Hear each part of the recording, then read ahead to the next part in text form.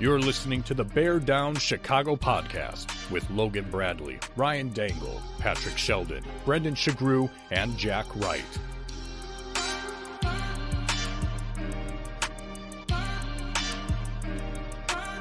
The Bear Down Chicago podcast. Yeah, we're that Bears podcast. All right, folks, welcome into another edition of the Bear Down Chicago podcast. I am your host, Ryan Dangle. If you want to find me on Twitter, it's at Ryan Dangle. That's Dengel. I'm going to bring in Patrick Sheldon. Shells, if you want to get Sheldon on Twitter, it's at P_Shells. Shells, I'm just going to give the other guys just a second because I think they're really frustrated with us. Because you and I, we see it as the walls are crumbling, like this is over. And we honestly had real conversations about whether or not like this should still be a thing. And I know those guys are feeling, I don't know, maybe better than we are. Like, am I wrong? I don't know. We'll talk to them when we bring them on. It was a tough chat for most of the game. I think I've been a little bit more scarred than maybe some others because I'm a little bit older and have dealt with this bullshit for now 43 years. But I mean, we're having as a fan, I'm having a come to Jesus moment about this team and my level of commitment to it as a fan. Like I'll just be, I mean, we can get into it more later, but I'll be honest. Like it's reached the point in my life as an adult with multiple responsibilities that I got to assess how much time, effort, emotion, and I expend on this organization, this team every week. I'm going to bring in the assistant editor of Bears Wire, Brendan Shagrew. If you want to find Brendan on Twitter, thank you, Brendan. For you audio-only listeners, I wish you could see the beauty that is Brendan Shagrew's face right now, covered in a paper bag, and that's I think how we all feel. Mm-hmm.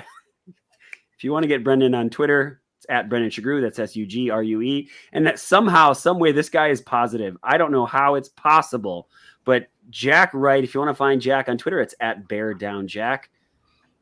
Oh, Hi guys. Thank you, Brendan. First time I've smiled in about 3.5 hours. So, Just felt like it was appropriate. Feeling good. Feeling great. Yeah, nothing wrong over here. Are we sponsored by Trader Joe's now? This is exciting. Let's hey, why don't we thank Sheridan's for sponsoring this podcast, trying to cover the worst football team in the world right now.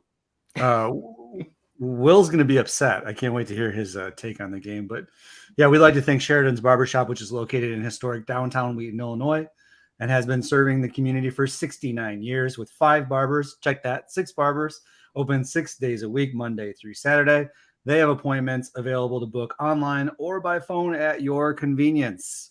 You can go to Sheridan'sBarbershop.com or you can call 630-668-0137 and book yours today. Sheridan's Barbershop, where traditional meets modern. I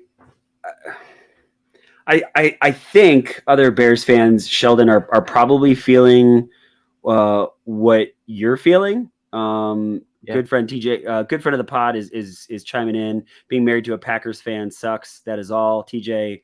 Every one of us that has to go to work tomorrow and just see a slew of Packers fans, the DMs and the posts on Twitter that are coming after it. You know what? Like in all seriousness, boys, like I adore you guys and I love hanging out with you, but I don't know if I want to continue to do this where we're putting so much time and effort into other people's work that just seemingly don't give a shit.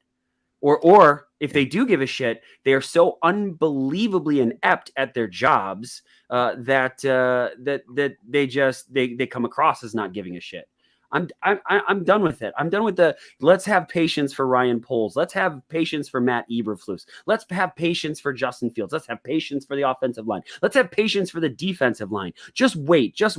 I'm done. I'm done waiting, right? Other teams have been able to turn this team around. You know what? Brian Dable, man, you know what? I wonder yet again, I wonder what this team would have been like if they had the foresight to hire a coach that knows what the hell he's doing, especially on offense. You have a young quarterback with some talent, and what do you decide to do? Let's go after a defensive guy with a scheme, right, that essentially is, I don't know what, 10 years too late? Like, you can say all you want about they spent how much money in the linebacker position. I'm sorry, I'm ranting, boys, and I'm sorry, but this is just, like, I think I'm done. Like, I like seriously think I'm done. You're right, man. Like, I think sometimes we lose sight of the fact that it's a symbiotic two-way relationship. Like, it's not just one way. And I think people feel like if you pull back in any way, they question your fandom. Like, you're not dedicated to the franchise, to the team. But like, at the end of the day, man, this needs to be a two-way relationship. We were talking about it before we came on. Like, I mean, just to get real for a second, like, I've got a full-time job. I'm a member of the Army Reserve, which is a significant commitment month in and month out. I've got 3 little ones under the age of 9, 2 of whom are active in sports that take up probably a good 15 to 20 hours a week, driving to practice and games and all that stuff. So I say all that to say that carving out 3 hours of time on a Sunday to do that, and then, you know, another 2 hours to talk about it, it's a commitment, and it's not easy, right? Like, and it would be fine if I was feeling like I was getting something back out of that commitment, and I'm not. I'm getting frustrated. I'm getting the same crap week in and week out, year in and year out, decade in and decade out. It's the same stuff, and I don't think I would have felt as bad today if any of it looked improved from last year. But what was so discouraging to me, and why I came out of the gate in our text thread just really fired up, was everything looked worse than last year. And it's not just to me, it wasn't just a week one, first game of the season, getting the jitters out, working through the kinks. It wasn't that. It just all looked like shit, every bit of it. And we retooled the roster. We upgraded a bunch of positions, but the talent didn't look like it was there. The play calling didn't look like it was there. Justin Fields didn't look comfortable in the pocket. Getsy's play calling was dog shit. Everything of the discipline wasn't there. The penalties, they had a chance to rewrite the narrative on the Packer-Bear rivalry, and they allowed a first-time starting quarterback without his top receiver to come in and boat race them at home and embarrass them, and lost any momentum they had going into the season. And like I had some positivity coming in the season, and I didn't want for 1 week to completely erase it, but it did. Like, this performance today was so bad, it removed any inkling of hope I had for the season. And now I'm just we'll see what happens. Like, I have no confidence in this team.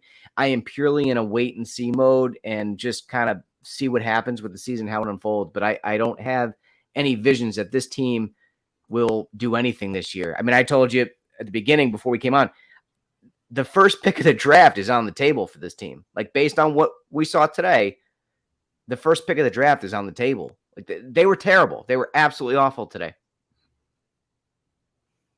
I feel like somebody should check on Brendan to see if he's still breathing. Brendan? It's kind of tough in here. I'm not going to lie. Yeah. I can't keep this going forever. Trust me. Yeah, I think maybe if you want, for your own safety, maybe you could come out. There you go. Gosh.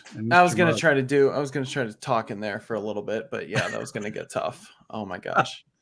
I put more effort into that effing bag than Luke Getsy put into his game plan. I mean, for God's sake.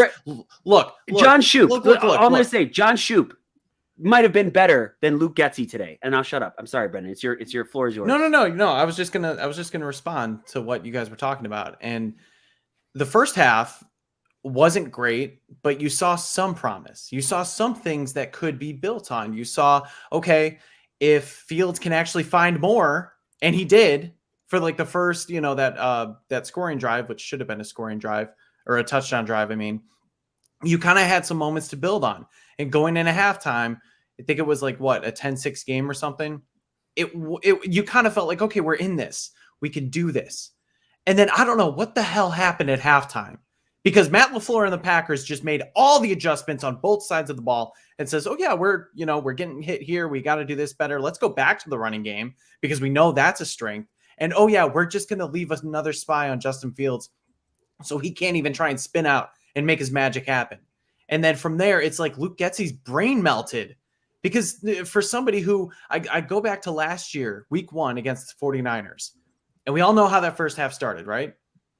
The second half was so much better. The adjustments made. We were sitting here a year ago saying we have an offensive coordinator that can make adjustments, and his brain melted while Matt LaFleur danced around the Bears defense and offense and just made them butter. I mean, I turned my phone off in the third quarter. I didn't text you guys. Smart. I didn't tweet. You're smart. I was watching the game, but I was with some friends and we just kind of commiserated together because I could not be on Twitter and I could not just be in the echo chamber of everything that was happening negativity wise, which was very rightfully so. I mean, like, everybody being so negative, everybody shouting up like their takes and everything. All of it's warranted. I mean, I saw Michael Gus talking about how, hey, we might be talking about Flus being a guy who's out of the picture in the next few weeks. That should be on the table. I mean, this was the worst week 1 loss I remember in the last 20 years. Yeah. The only one I can think of could be on par with it was against the San Francisco 49ers in 2003 when they got blown out, because you're planning months in advance. Months. And yeah, losses happen, but you just got flat out embarrassed, outcoached, outplayed. I mean, we're just talking in circles here because we're all saying the same thing. How many times was Fields in 2nd and 17, 2nd and 24? Oh my God. They had one drive that started past the 25-yard line for the entire freaking game. Every unit failed. The coaches, legitimately, you should be thinking about your jobs. You had months, as you said, to prepare for this, and that dog shit is what you put on the table. It was so bad. It was so bad. I honestly don't think there's any take today or at this moment that would be too hyperbolic. Like, you could tell me anything and I would go, yeah, that should be on the table. That's how awful today's performance was. Bears get regulated to the CFL. Done. Do it. Hey, no offense to the CFL. TJ Brooks. With the Bears win, serious question. If you're paying attention to this right now, TJ Brooks, my man, I know you watch Canadian Football League. If the Bears played in the CFL right now, would they be the best team or would they be a mediocre team? Because I have a feeling, different rules, I know it's a different game, but I have a feeling they would be a very bad football team, even in the CFL. Jack, say something. All right, well, I'll just try to be a little bit of I don't even know, a voice of reason on some levels, and then I'll duck afterwards because you guys are fired up. Well, a couple of things. First of all, are we just going to assume that the first game, which was awful, there's no doubt about that first game is going to be indicative of the entire rest of the season. So I'm not quite sure why it is that we're just going to flush the entire season based on one single game, which I can't really disagree with most of the points you made, from penalties to, to coaching, to play on the field. It was really bad across the board. And that is clearly an issue. But I don't know how you can be 3rd overall in the league in penalties one year and then be so bad week 1, but then just expect that you're going to be that bad the entire rest of the year. Well, and the preseason. What's that?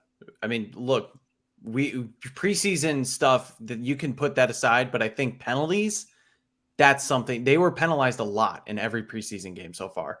So I'm just saying, it's not just week 1. I think you can carry over that from the preseason and say something.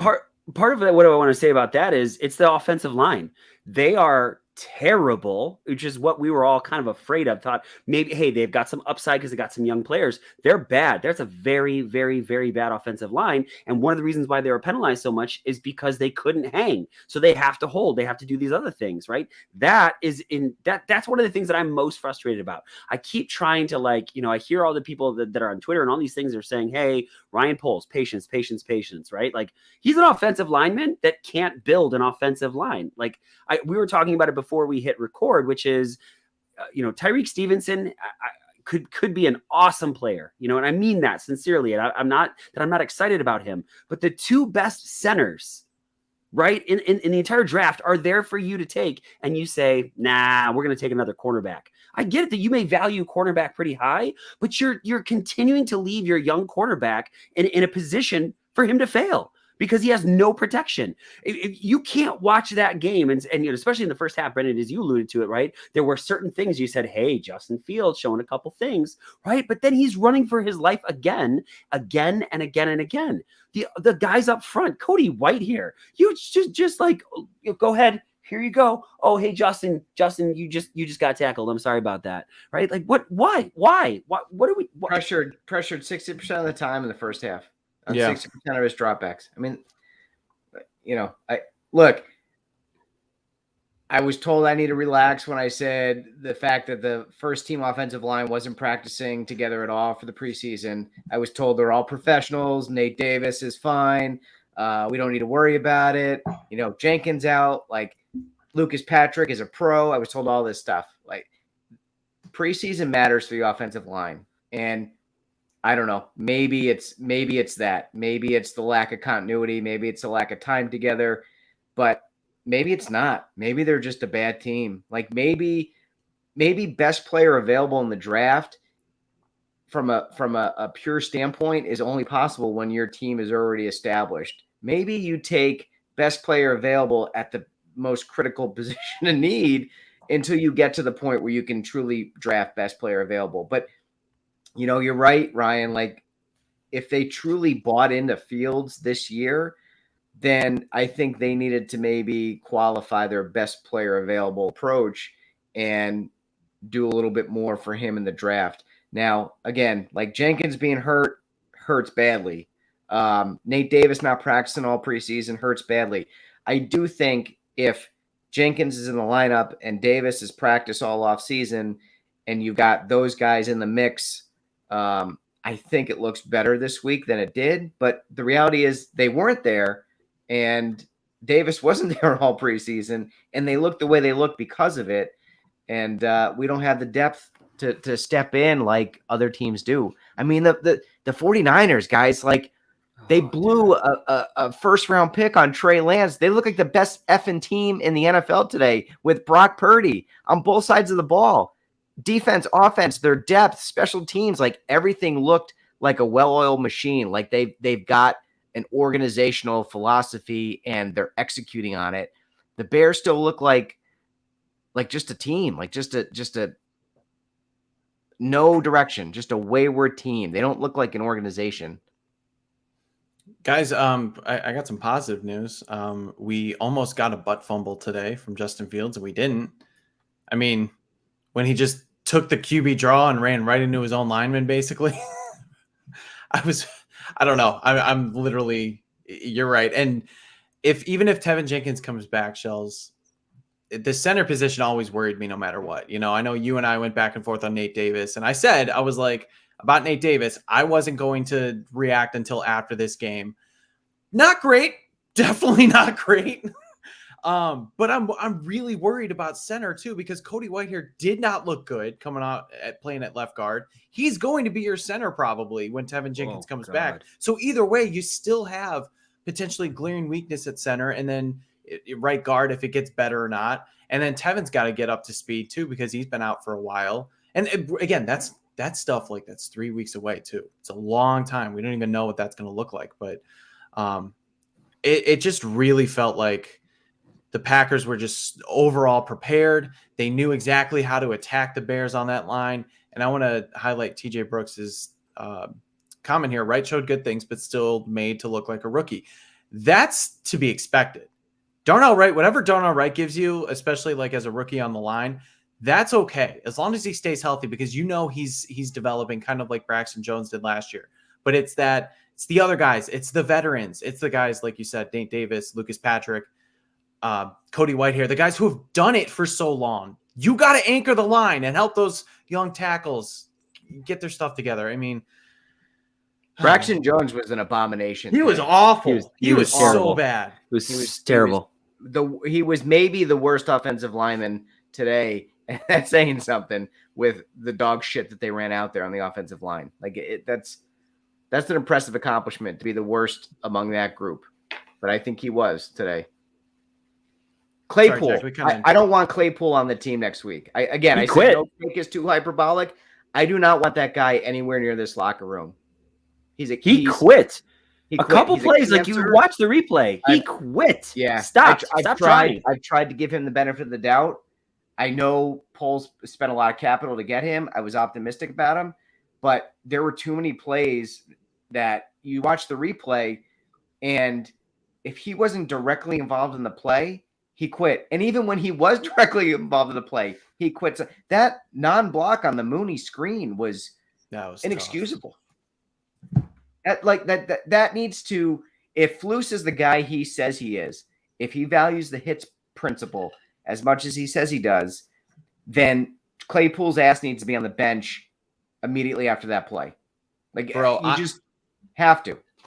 If I'm Matt Eberflus, I'm renting a Wonder Bread truck, filling it with loaves of bread, driving it right up to Hallis Hall and be like, guys, get in the damn truck and let's, just be with the loafs for a little bit here, because every single person not named probably Roshan Johnson deserves to be in that truck. It's an abomination. And I mean, for somebody who just prides themselves on the hustle and the track shoes and hey, at least we're going to play smart. We're going to play hard. We're never going to be like outworked like that. You were outworked, outsmarted, outplayed at every point. I don't, Brendan, I don't want this to come across as an attack, because I don't mean it in any way, shape, or form. But like, Eberflus should take full responsibility for this team quitting. They stopped. What are you doing? It's third quarter, 5 minutes to play, and you're running the football up the gut. Like, what is wrong with you? You're down by 24 points. You're like, hey, let's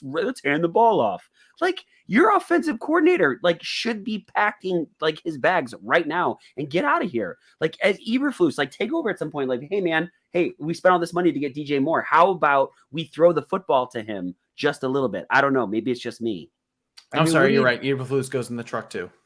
What do you do at this point, though? I mean, I agree with all that, but now you're going to give Fields his third offensive coordinator in 3 years. I mean, it's almost at the point where if you start doing that, then just start the rebuild over again. You look at NFL history, there's no quarterback in his third year who has succeeded being on their third offensive coordinator. I mean, if there may be an example, and I'm sure somebody can come up with one, right? There's always an exception to the rule. But let's be honest, if you move on from Getsy, I'm not saying that is the wrong move. I'm not saying you shouldn't move on from Getsy. But if you do, now you're giving Fields his third offensive coordinator in 3 years behind a shit offensive line.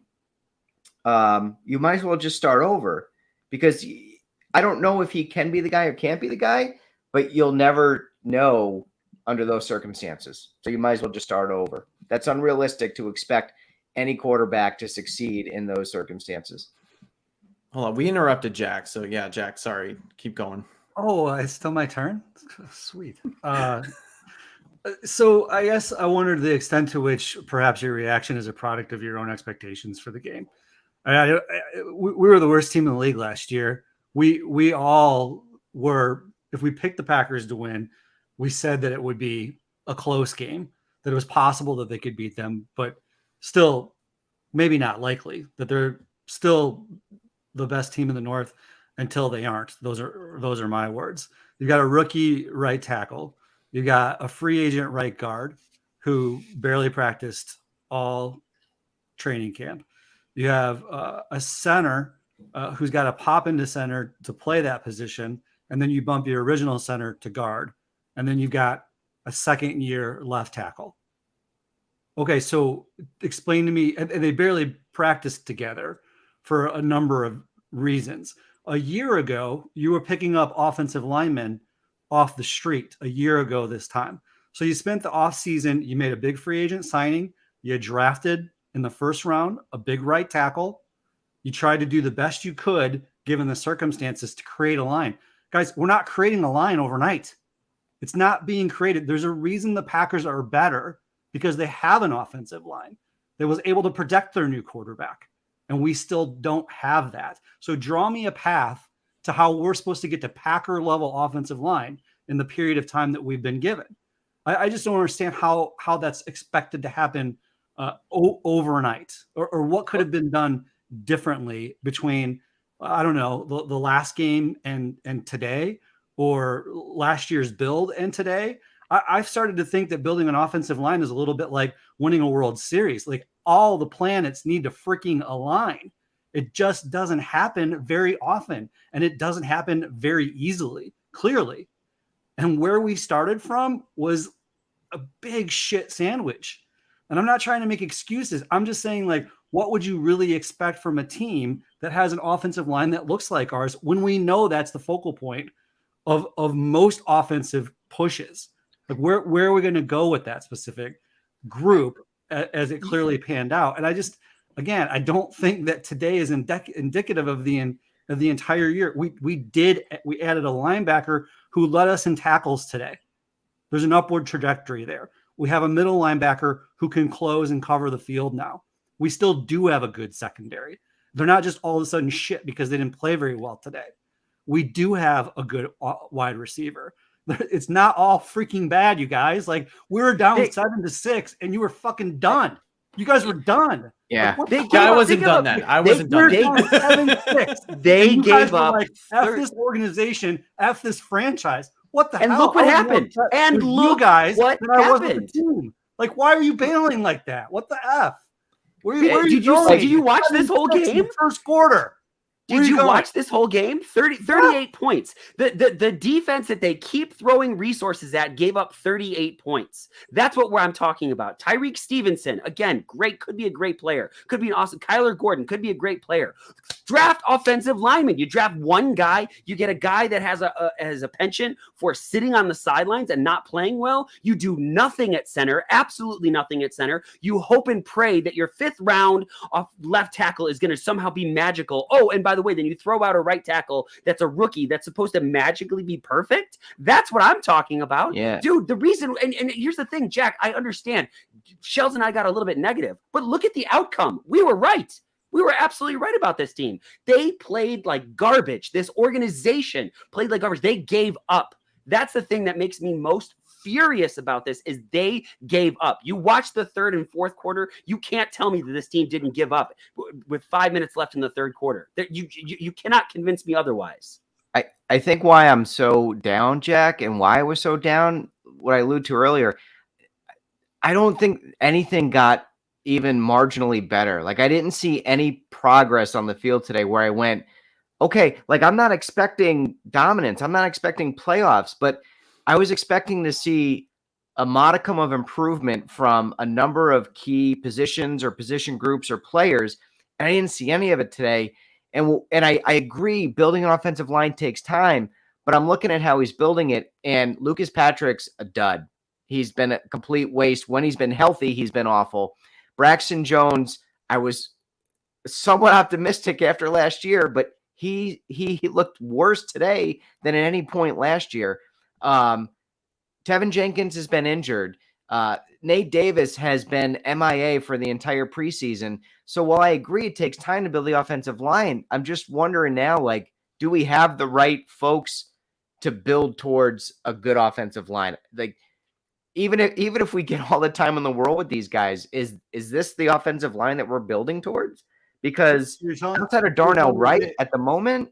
So if they took a 1st round offensive line, you're telling me if you're sitting there watching the draft and then they don't go defensive tackle on that next pick, that you're going to be, if they go O-line, come on. Nobody's cheering for that. Ryan, you're not cheering for that. If they take their first, we all would have said, like, we need a defensive tackle badly. We would have said we need a defensive tackle because we had no We had Yeah, but zilch.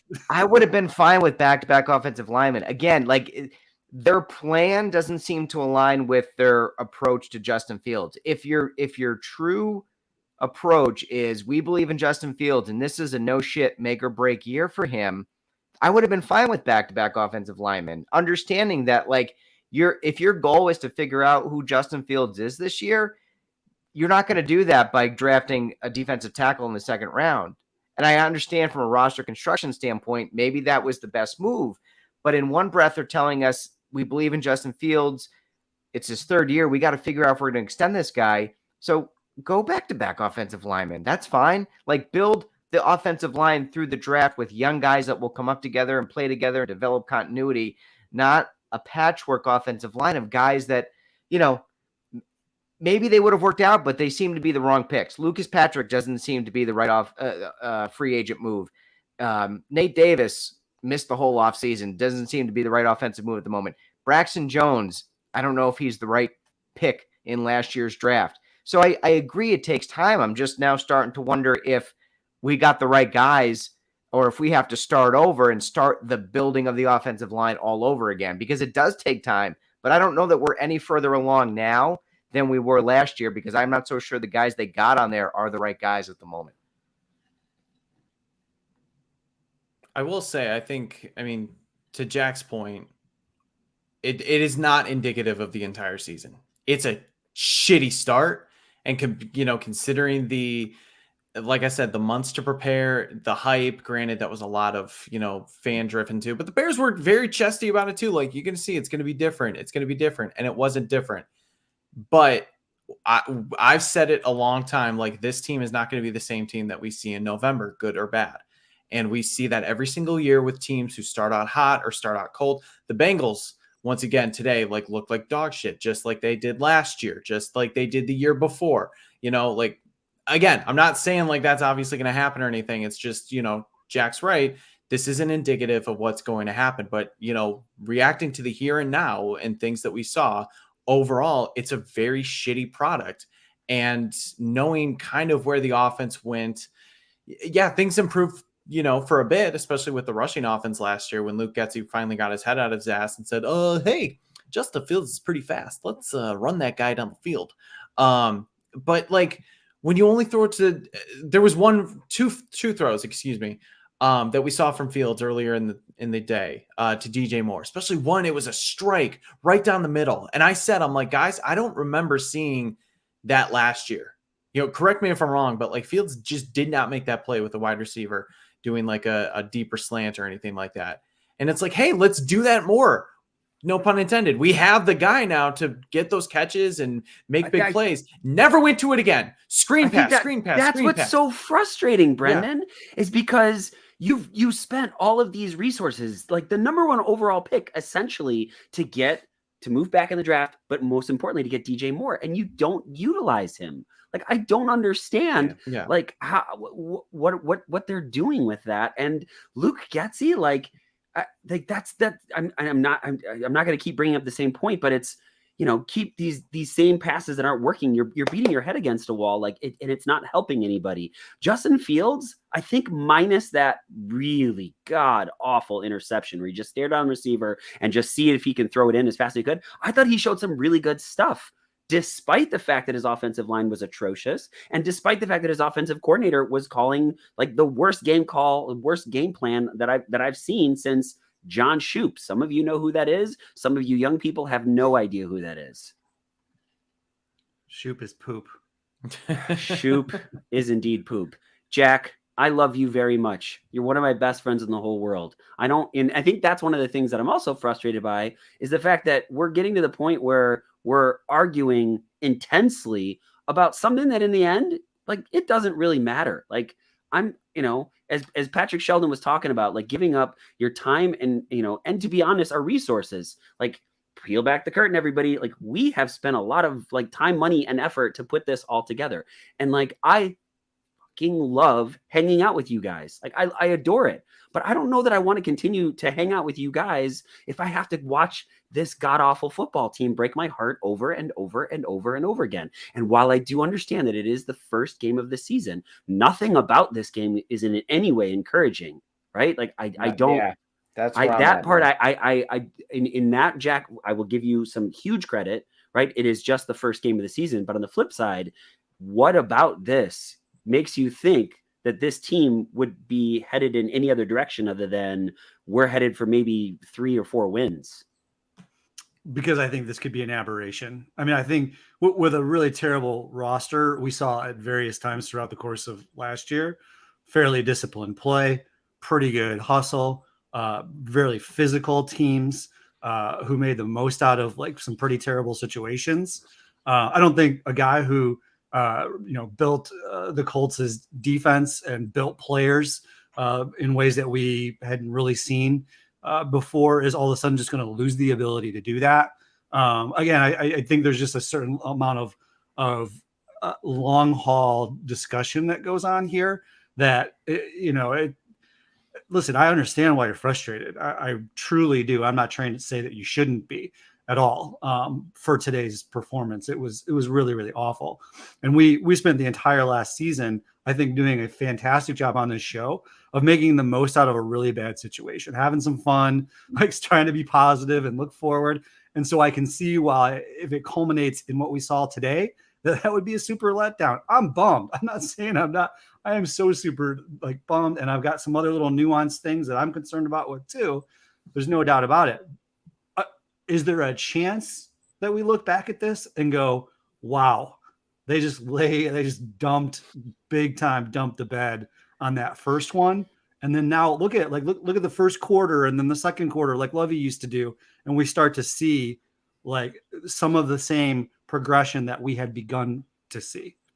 Take Luke Getsy out for a minute, but some of the other elements of the game. How many blown coverages did we see today? How many? I mean, I don't know. I hope you're right. I hope we look back at it and go, what an aberration. But there were just so many examples of an undisciplined, disorganized, disinterested team that looked like it lacked talent when it had nothing but an infusion of talent all off season.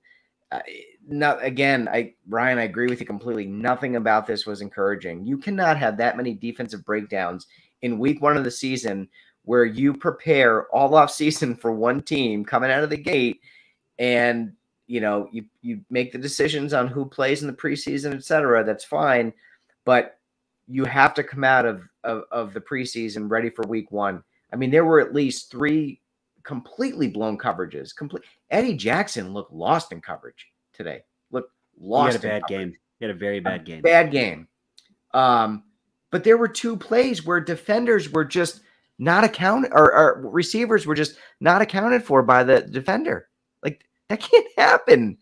That can't happen on a fumble, no less. Well, Shells, I will say this because I know Jack is harped on this. Don't give them any credit, Ryan. Do not give them any credit. That these guys are good teachers. With some of those younger players, I think it's absolutely possible. But the one that gets me is your veteran guys, Lucas Patrick, Cody Whitehair. They're not going to magically get better as the season goes on this offensive line. I don't see that happening. I have a random question, and I'm going to highlight Ed's comment here. So he said, sad to see the Boo Birds out early. That doesn't help at Soldier Field because the Boo Birds were out, and clearly the fans were making it known how they felt. Are you guys? I don't know if we talked about this, but like, how did you guys feel? Was that like, because obviously there's players that push back on that. They're like, hey, support us through thick and thin and everything. But I have no problem with booing. Just don't be surprised when players boo back and don't get upset because they, you can say and you can boo however you want, but it's like they can come back too and chirp. But I don't know. Do you think that affected anything with things going downhill? Can I just say, first and foremost, Ed, thank you very much for chiming in. I'm not sure that we've had you on one of the more recent episodes, so seriously, thank you. And I strongly disagree with you. This team is garbage, and you can't say it's just week 1. It's the Green Bay Packers that have now beaten you 9 times in a row. The laughter.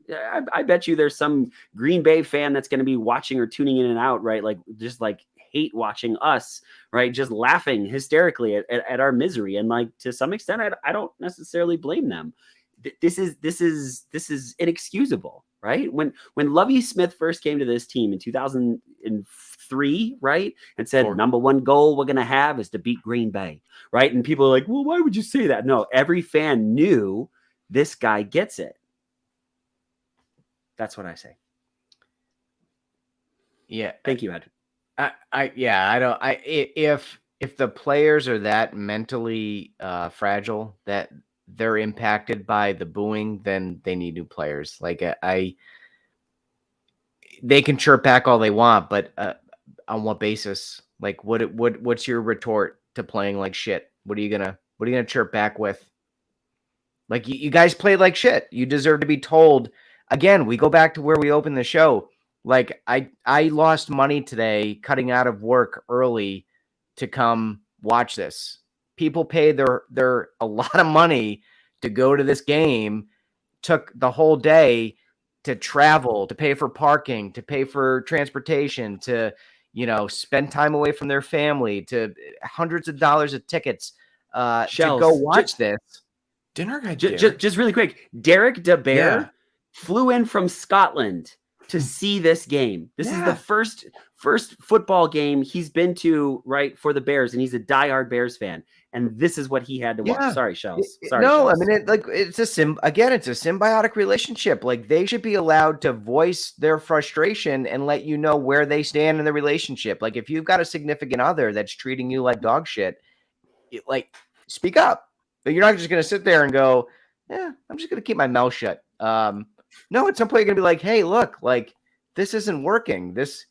You're not, you know what I mean? Like, I don't like the way this is going for these reasons. Like you're right as a fan to tell them, hey, look, we're invested in this too. We spent a lot of time, effort, energy, and money on this experience and this relationship too. And you guys aren't performing. That's totally fair. Jack and Brendan, before you guys throw in, please, just really quick, our friend Jeff Cadwallader has been working hard since the beginning of the year to expand his real estate services to now include commercial properties. Folks, he has been killing it. Doesn't matter if you're a business owner, a homeowner, or an investor. If you're looking to buy, sell, or lease commercial or residential properties, Jeff is our guy. Seriously, Jeff Cadwallader, amazing human being with SVN Landmark. Give him a call or a text at 630-254-4734 or visit GenevaJeff.com today. Jeff Cadwallader, if you talk to him, tell him the guys at the Bear Down Chicago podcast say hello. Bears fans are smart. And like us, they see other offenses be proficient. And so they know what it looks like when other offenses are high flying and fun to watch. And when ours isn't, I think, you don't see them boo the D very often. They boo the offense. And I think a lot of times they're oftentimes throughout history are booing the decisions of the offensive coordinator. And in this case, like, I don't have a problem with that at all because, I think it was deserved. I had messaged you guys, I think, when the Lions and the Chefs were playing, and, they were just isolating some routes that like Amon-Ra St. Brown was running. And I just said, it doesn't ever seem like the Bears have like specific route running schemes that seem to bring guys open and to highlight. Like everybody knows who the Detroit Lions, like where their bread is buttered. It's Amon-Ra St. Brown. And so the offense is geared to try to like scheme to get him open. You guys made the point earlier. Like, I mean, that to me, that's critical that you're not, or either you didn't scheme to get DJ Moore open, or if you did, that you were unable to do it so terribly, terribly poorly.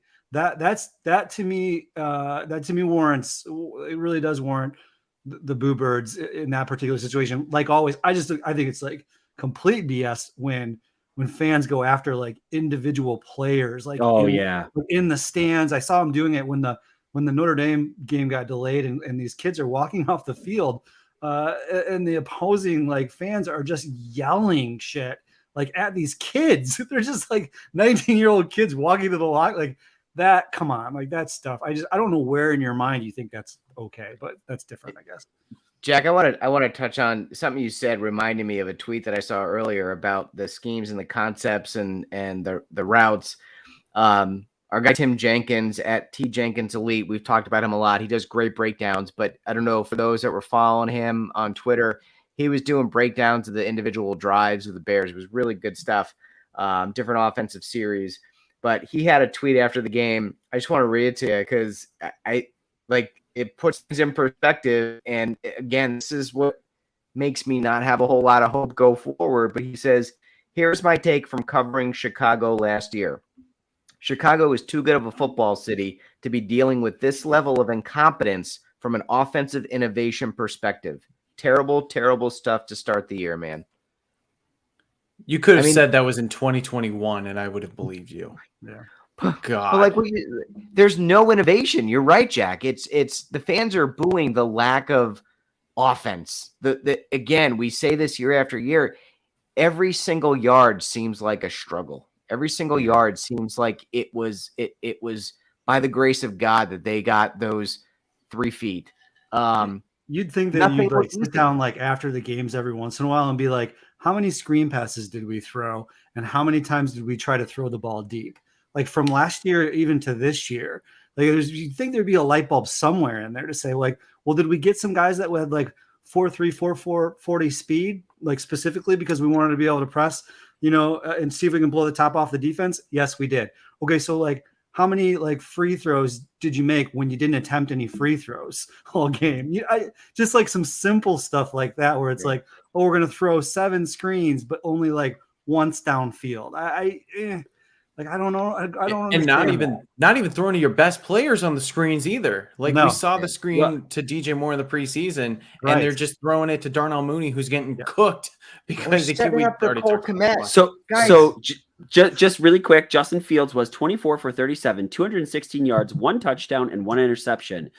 Three of the 37 pass attempts went beyond 10 yards. That's awful. It's awful. I wonder what it's 5. That's coaching malfeasance. How many did he complete? Do you know, Ryan? How many did he complete? Yeah. At least 2, right? 2 to Mooney.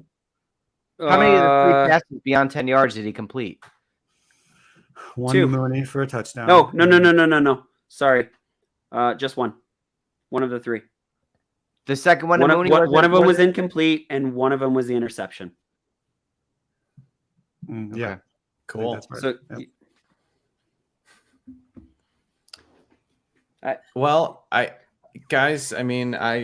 we could not do this, but if I do have a breakdown of the game, I was going to ask if you had it. And I know that there are people that listen to this podcast or watch this podcast now. Okay. Before you do it, Brendan, we do have to give a huge shout out to people that are listening and people that are hung out with us for 47 minutes, just screaming. Again, Jack, I love you. And when I see you tomorrow at work, I'm going to walk up and I'm going to give you a big hug because I love you so much. Right. But just so everyone is aware, we're still trying to get this YouTube thing rocking and rolling, but our audio numbers have been just stellar. We hit 20,000 downloads, which is just insane. And I know some of those people are just listening just for Brendan's breakdown, which we're going to have to get to in just a second. But just as a quick thank you so very much for all of you that hung out with us. Brendan, we're going to go ahead and put you in the driver's seat. And what we're also going to do is we're going to make sure that your beautiful face is there ready to roll just as soon as I can get this rocking and or rolling. So Brendan, let's hear it, baby. We start this season in the Windy City as everyone's not so favorite rivalry returns. Meats versus cheese. Bears versus Packers. But you could have convinced me that Taylor Swift's stadium tour was still in town because it was clearly a cruel summer at Soldier Field. And the hits were playing early. Bangers such as Romeo, go deep. I'm trying to hit you in the chest. I've been waiting. All you have to do is run. You catch the pass that I'm gonna throw to you. It's a Jordan Love story, baby. Just kill me. We're loud and clear as Dobbs got the touchdown to make it 7-0. It was a sloppy first half with both teams kicking field goals the rest of the way with Ha Diddley-O neighborina, Flanders Carlson, and that little guy, Caillou Santos. But the Bears had reason to believe. But just like a drunk uncle telling a child that Santa Claus isn't real, that belief was broken with tons of crying involved. The Packers came out of the locker room cheesing to make a play. Tom Jones said, "It's not unusual to take the ball to the end zone on a run and a pass in one freaking quarter." Green Bay took a 24-6 lead, and then Justin Fields threw a moonshot to Mooney to cut the deficit, but the damage was already done. They even got a big gain, Packers got a big gain from Luke Casey Musgraves, because the Bears can't help falling over themselves. And to put the icing on the cake, this is the Quay Walker, bounced off tacklers like he was a Mandalorian wearing Beskar armor to get a pick six. Green Bay wins 38-20, as we all wish we could go to a different galaxy right about now. Brendan has made me smile twice in the last few hours, so this has all been worth it.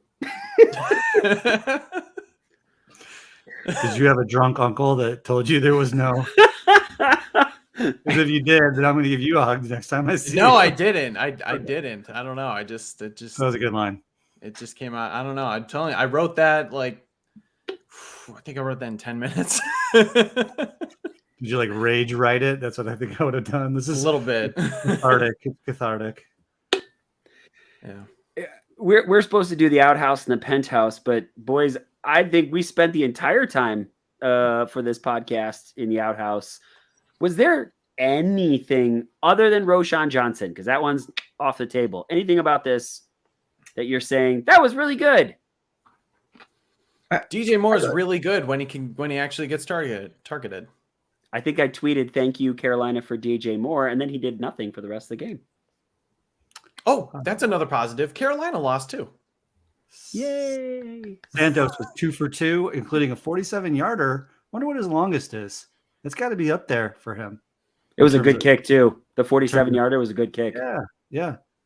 Like I said, TJ Brooks had 14 tackles, including 6 solo tackles. TJ Edwards. TJ Brooks. TJ Edwards. That's what I said. TJ Brooks could do it. TJ Brooks, our favorite Canadian, is now playing. Yeah. We could put him in for Eddie Jackson. Yes, thank you for correcting me. I'm more into misinformation lately than I thought I was. So TJ Brooks had 14 tackles, and Mooney had what did Mooney have? He had 4 receptions for 53 yards and a touchdown. He led the team in targets. He had 7. Velus Jones didn't fumble a punt. Velus Jones couldn't even make it on the field. So he's not the starting kick returner. He's not the starting kick returner, huh? I mean, again, what does he do around here? What would you say you do here? Why keep him if you're not even going to suit him up? What are we doing? I have a question, a legitimate question. I love legitimate questions. Yeah, well, instead of messing around. But okay, so we saw Chase Claypool not being able to block anybody. Equanimeous St. Brown was a healthy scratch. Do you bring him back up next week because you need help blocking help on the outside? I don't want to see Claypool on this team anymore. I don't. I really don't. Yeah, Poles whiffed on that one really bad. Poles lose credibility in my mind if he doesn't hold players accountable. 30. You gave up the 32nd overall pick for a guy who's probably going to get cut. Yeah, then he's just because if he doesn't hold players accountable, then he's just full of hot air, and you're gonna lose a locker room that way. I don't pretend to know what's going on in that locker room, but I can't imagine that the players are gonna look at that tape or just know from being on the field that they're gonna be happy with what they saw out of Chase Claypool. I do want to just throw this comment up here because I said there would be at least one Packer fan that would come to our podcast just to gloat. And look, they didn't disappoint. So I just think that's awesome that instead of just enjoying your own fandom and your congratulations on your win, that you're going to go to another fan base and kind of shit on them. That says a lot about your character. Good for you, buddy. Nah, I respect it. I would, you know what? If I might do the same thing, just hop in and see what people are saying. If the Packers. Oh, absolutely, I would hop in and listen. But that's where it would end. I'm just going to Good put for it you. down. I'm going to put it down for more of a record. Not done with Claypool. They're not done with him. I think he still will play a part in this offense before the season's over. So it's on record. I'm not done with him either, but it keeps getting worse, man. Like it keeps going downhill, especially after seeing, like, we saw him do well in camp. He was the camp king. He was, up to speed in the offense. He's confident in what he needs to do. And then you go out there and have that kind of performance. Like, you don't get the benefit of the doubt anymore in terms of being a new guy, in terms of learning the new offense. You've learned it. You've been on the field. You've got that connection and chemistry. I still think there's a issue too in my mind's eye. The same issue that we had last year is that we have already talked about the low quality play of the offensive line, and then we're still trying, including me, to make assessments of players that are in skill positions. When again, if I'm trying to run, I'm trying to run an inside belly where you basically crack back with the center and you pull the guard. If the center gets pushed back into the backfield, you can't pull the guard. You can't hand the ball off to the running back, and you can't run a 31 belly. And that's just a small example, but I think it's kind of like, I could give you a pass play example. I could give you plenty of examples. Yeah. So it's a difficult. He dropped the one pass that was tipped, and then he missed a block. Was there something else that he did poorly that I missed? I think he had another drop, I thought. Or maybe it was just a pass that was like over his head or something. I don't know. You're talking Claypool? Yes, yeah.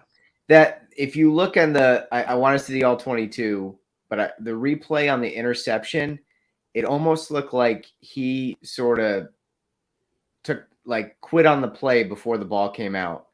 He was running a deep post, it looked like, towards the middle of the field, and it just kind of looked like he assumed he wasn't going to get the ball and just kind of started putting it in cruise control. Again, I want to see the all 22 on that, but at first blush on the replay, I was like, who the hell is that jogging downfield? And they showed the replay again real quick, and it was Claypool. He's an interesting case study to me. He's sort of like because he could be a terrible pick for the GM, and he's testing this head coach's philosophy. Like, at some point, you got to make an example, or again, you're just an administration or an organization that just talks for the sake of talking. Will Poles cut sling load on a failed trade? Will Eberflus actually hold somebody of his stature accountable? If not, I don't know, guys. That's pretty telling to me if there's not some accountability in that wide receiver room for Chase Claypool go forward. I was also going to say just quickly that I would like to see the all-22, and/or I really love that there's a couple of guys that I feel like throughout the course of last year broke down Justin Fields' games really well, and there seemed to be an issue with him in certain instances pulling the trigger on throwing the ball. I will say this is the first game after watching a lot of the other morning games where you see Bryce Young, or you see CJ Stroud, or you see Jordan Love making some throws right out of the gate in game one, right, of their rookie careers. And I'm starting to get a little bit concerned that not only are we maybe not seeing some of those throws, but that maybe there's not like the level of progression that we had hoped for. Now, again, offensive line, not very good. Offensive play calling today, not very good. But I don't know. I mean, not like, 5-star alarm here, but 5-alarm fire or anything. But it's just interesting to me that some of those guys can walk right into the league and make some game-changing throws and do some game-changing things. And feels like we're still waiting a little bit in purgatory with Fields on some of those things.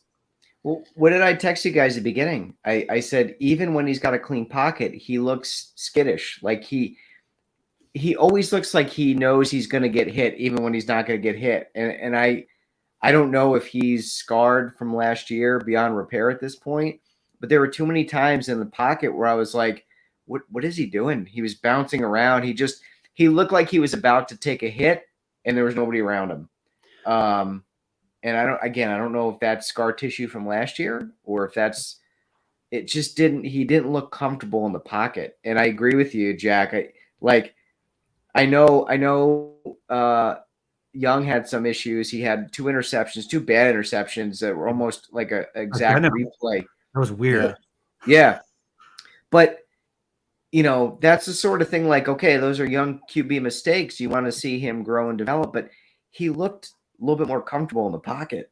He looked steadier. He looked, and for as bad as they looked in the preseason, for most of the game, the Panthers' offensive line didn't look all that bad. They were a lot better than they were in the preseason. I'll tell you that. And they gave him a little bit of time, but he looked a little bit more comfortable. And I just hope they haven't ruined Justin Fields to the point where he's no longer capable of being comfortable even in a clean pocket. I don't know what much else we can say here about this. Baker Mayfield got it done with the Tampa Bay Buccaneers in Minnesota. Sure looks like what we all kind of thought, that team is a little bit of a mirage, but I mean, there's something about Baker's athleticism that gives that offense a slightly new dimension. They seem like they're committed to run the football. Does your prediction change for next week? Because mine sure does. I picked the Bears to lose against the Packers, but come out and win against the Bucs. And I think I'm going to pull that from the table and say I don't see this team winning yet. I'm hoping, Jack, to what you talked a little bit about earlier, that maybe things will get better. But after today, I mean, this looks like a really bad football team. Boys, what about you? They can't. I mean, they cannot play this bad back-to-back weeks. Or if they do, then I will jump on the Patrick Sheldon and Ryan Dangle hate train and just burn all my Bears gear and send like angry, mean texts, even when they're up 24/7. I'm just kind of kidding, but I'm not changing my pick. There will be a shift next week. There will be a change. They will do a better job of preparing. No, Jack, stay with me. I'm mad, but I also can sort of see things maybe potentially improving in the future because it's only week 1 train. But I don't know. Yeah. I'm still picking. So I picked a loss, and I don't know who else, if I was the only one to pick a loss on that, but I think Logan did too. Okay. And Shells, I can't remember what you picked because I was reading yours off of a screen. I can't remember either. I'm going back to look now. Do I do a victory lap because I picked the Packers to win? And I was right. Sure, if you want. I mean, but go for it. No, take your lap. You really want to take your lap and say, "Oh, I was right." I told you. You're right. You did. Yeah. It feels gross. Boys, anything else that we want to chat about before we get to shout outs? Anything at all? Patrick Sheldon, Brendan Shagrew, Jack Wright, anything? I don't think so. Go ahead, Brendan. So you look at the box score, it's interesting because the Packers they had 32 carries for 92 yards as a whole for rushing. It was very inconsistent. When Aaron Jones went out, that was kind of a different rushing attack. And I thought the Bears did a good job of shutting down A.J. Dillon at times. And I really thought there was an opening when Aaron Jones went out with his hamstring, when the Bears came back and had that touchdown to cut the deficit to 10. Like, you just felt that, okay, this might be the tide turning. Maybe the rush defense it wasn't good. I don't know if it was like brutal because there were some chunk runs in there early and the Packers for some reason went away from it. But maybe there were some good things that happened there. So that's just something I'm going to be monitoring for next week to see just if that builds on itself and looks a little bit better. I just thought it was interesting. It was 2.9 yards a carry. That's pretty freaking good, all things considered. In fact, Flus in his post-game presser directly said, in the first half that they had held them. And it seemed like maybe they didn't because there was some longer runs, but I don't know if the game had turned out better, it might have been more like a bit of bend, don't break defense, which we've seen before. from the Bears in certain instances. But you're right, 32 carries for 92 yards for a 2.9 average, and just one touchdown. It's that screen game, and you especially Yep. thinking about Aaron Jones on that long, the long of 51 yards. I mean, that was a killer. I mean, that was, Aaron Jones is. I go back and I watch this game, and I will say this again. I think that Jordan Love proved that if you could get a good pass rush on him, which we did not do, he's not going to be a great quarterback. He had one phenomenal throw. Again, his third touchdown pass. I thought he had a bunch of really bad passes where he missed wide open guys. Maybe that was some communication errors, that it's things that I'm just not seeing. But I was not overly impressed with him, but I definitely think he gained confidence going in because we were so bad in so many different levels, especially the absolute and utter lack of a pass rush was just abysmal, just really, really, really bad. And hats off to the Packers. They beat us again for the 9th time straight. Boys, can we please get out of here? I've got some laundry and other things that I think is far more valuable with my time than watching the Chicago Bears play football. So if we could, let's go to shout outs. Let's go Patrick Sheldon, Brendan Shagrew, Jack Wright, and I will finish it up. Yeah, I'll be honest with you. I was so despondent about this loss. I didn't really start thinking of any shout outs, but shout out to Alan Williams. I hope someday, very soon, you are united with our great friend Jeff Cadwalder, and he is listing your house for sale, and you are on your way out of Chicago because you are a terrible defensive coordinator. That's my shout out. That's all I got. Oh, is it me? Sorry, I wasn't paying attention. Just like the Bears coaches. Oops, sorry. My one Twitter shout out goes to the king of shout outs, Todd Walter. I know that we shouted him out last week, but he's such a good dude. And the guy was on a just bender this morning, just shouting out everybody. But like, he's doing the good work on Twitter. So for those who don't follow, Todd is one of our favorite Bears fans and listeners. He also writes for Fansided.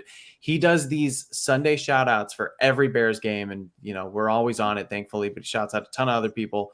So we just want to thank him for always doing that and just being for the king of shout outs. We're giving a shout out to the king of shout outs.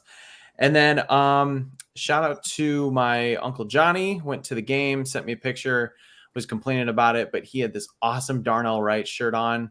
That was just the coolest thing I saw. And you know what, guys? That was like my last tweet at halftime. I was like, oh yeah, this is like, really cool Darnell Wright shirt. And then I put my phone down and then everything went to hell. So for a while, that was kind of like the last positive thing on my timeline, which is cool. And then shout out to my buddy Brad's dad, Parker, turned 60 today. Had a nice birthday party for him. He was really happy, except for the Bears game, of course. But shout out to him and his birthday. So I'm just going to relish in what winning there is in my life because there's not a whole lot of it when it comes to sports. But the Notre Dame Fighting Irish won. They won 45-24 over NC State. Let's go Irish. And the Sycamore High School football team defeated Woodstock High School, trounced them actually 42-0, which was pretty great because then my guy Connor got in the third quarter and played the entire fourth quarter, got a couple tackles. So congratulations to the Sycamore Spartans, 3-0 and on the go. It's awesome. I want to give my first shout out to Brujas7. We didn't see a lot of you in the off season, but dude, you've been with us for almost every podcast we've had over the last couple of weeks. Please, just so you understand, that does not get lost on us. And I know I speak for all of us when I say we are so unbelievably thankful for you. I wish I knew your first name instead of just calling you Brujas7, but it's such a badass name. So thank you very much for that. I got to thank my guys at Roar of the Lions UK, especially I know Matt. Basically he was saying like, don't give up. We know how bad it's been. We're Lions fans. Just stick with it. And I'm like, I don't know if I'm going to do this anymore, which still, if we have a couple more games like this, we'll see how things go. But they were basically trying to keep me in good spirits. And so I am going to be cheering for the Lions a lot this season. I know that sounds crazy to say, but when they're not playing the Bears, I'd like to see the Lions do well. I just really would because they've been so terrible for a while. And the last one, this is on behalf of all of us. So that's Logan Bradley, Patrick Sheldon, Brendan Shagrew, Jack Wright, and myself, Ryan Dangle. 20,000 downloads for this podcast. Please, we're down. We're upset today. We argued. I yelled at Jack today, and Jack yelled at me. But we still love each other very, very much, and we're just so very thankful that this thing that we have built and worked very, very hard for, that some of you are still hanging out with us. That means a whole heck of a lot. And maybe it's just to hate watch, or the Packers fan that stopped in just to gloat and to make us feel worse that we don't already know that our football team has lost 9 in a row to the Green Bay Packers. Whoever it might be, we just want to thank all of you for listening, watching, supporting. If you're one of those audio only listeners, please come check us out on YouTube. We're still trying to get this thing growing. But you know what? Maybe you're a YouTube listener. You're like, hey, I want to go back and listen to one of those episodes. We are streaming just about everywhere. You can help us out by hitting like, subscribe, sharing with a friend, hitting with us with a 5-star review, because that really does help to widen our audience. Boys, thank you. I don't know. Is there anything else that you want to say thank you about the 20,000? I mean, that's a big number for us.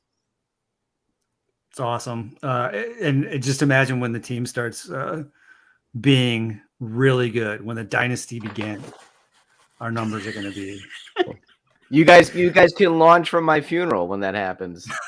Oh, whoa, no, You guys don't say can, that. maybe launch a pod from the funeral home when the Bears actually take off. Maybe I'll be around to enjoy it. Maybe I won't. At least you're not overly dramatic or morbid about it. Maybe shout out to the Bears coaching staff. I want to shout out. I do have one more shout out to my wife for not giving birth during the game, though. Honestly, it's probably going to be a way better thing if that would have happened. For all of us here at the Bear Down Chicago podcast, thank you so very much. And as always, folks, Bear Down Chicago.